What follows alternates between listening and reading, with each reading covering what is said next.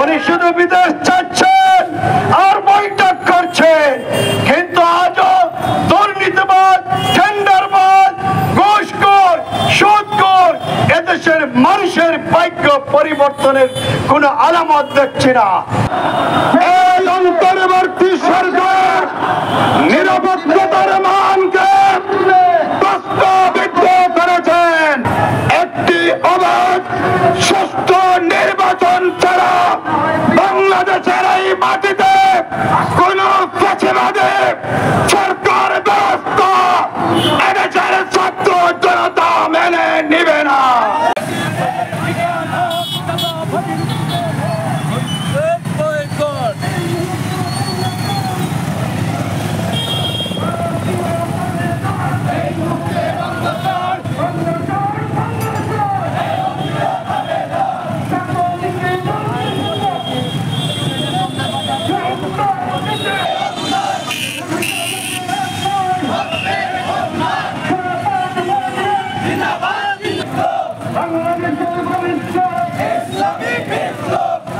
বাংলাদেশের ভবিষ্যৎ ইসলামী বিপ্লব, খেলাফত মজলিস জিন্দাবাদ জিন্দাবাদ জিন্দাবাদ জিন্দাবাদ, খেলাফত মজলিস ফ্যাসিস্টের ঠিকানা এই বাংলায় হবে না।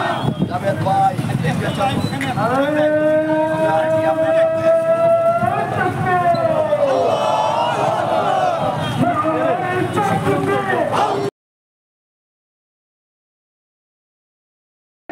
এদেশে এখনো ধর্মীয় শিক্ষক নিয়োগ দেওয়া হয় নাই।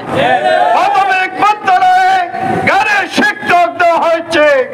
আমরা তা বলি নাই ধর্ম শিক্ষক মুসলমান দিতে হবে, মুসলমান ধর্ম শিক্ষক দিতে হবে, হিন্দুদের ধর্ম শিক্ষক দিতে হবে, কিন্তু এর তরফ হবে সেখানে গানের শিক্ষক বাংলার মানুষ মানে না।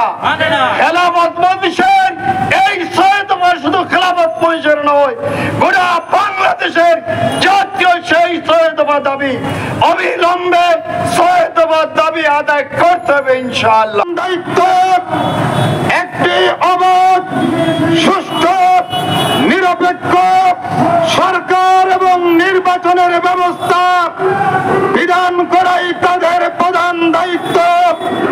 বিভিন্ন সময়ে এই অন্তর্বর্তী সরকারের বিভিন্ন দায়িত্বশীল ব্যক্তিবর্গের বক্তব্য থেকে আমরা লক্ষ্য করেছি তারা যতটা অবাধ এবং নিরপেক্ষ নির্বাচনের জন্য আন্তরিক, ততটা বাস্তবে তার কোনো প্রতিফলন আমরা লক্ষ্য করছি না। প্রিয় বন্ধুগণ, আমাদের সহায়তা দাবি না হলে খেলাফত মজলিস বাংলাদেশের তৌহিদি জনতা সকল নাগরিকদেরকে নিয়ে আন্দোলন বাস্তবায়ন করে ছাড়বে ইনশাআল্লাহ। ডক্টর ইউনূস সাহেব বলছেন নির্বাচন হবে ফেব্রুয়ারির ভিতরে, কিন্তু নির্বাচনের কোনো আলামত আমরা পাচ্ছি না।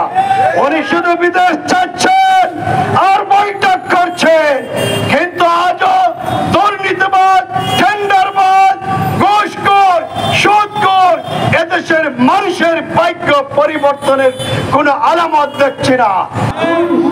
সংগ্রামী সিলেটবাসী, আমরা আরো লক্ষ্য করছি এই অন্তর্বর্তী সরকার নিরপেক্ষতার মানকে প্রশ্নবিদ্ধ করেছেন।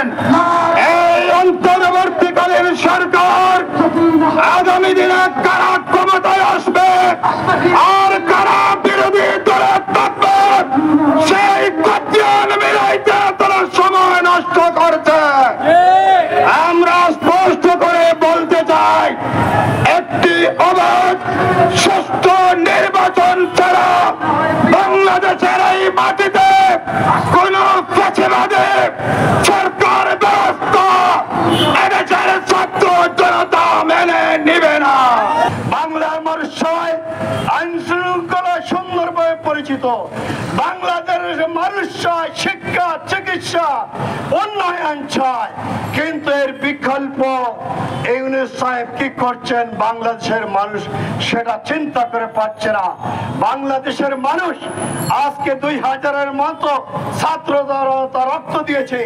আমাদের মহাসচিব ডক্টর আহমদ আব্দুল কাদির ইফতার করতে পারে না, সেখানে জেলে গিয়েছেন।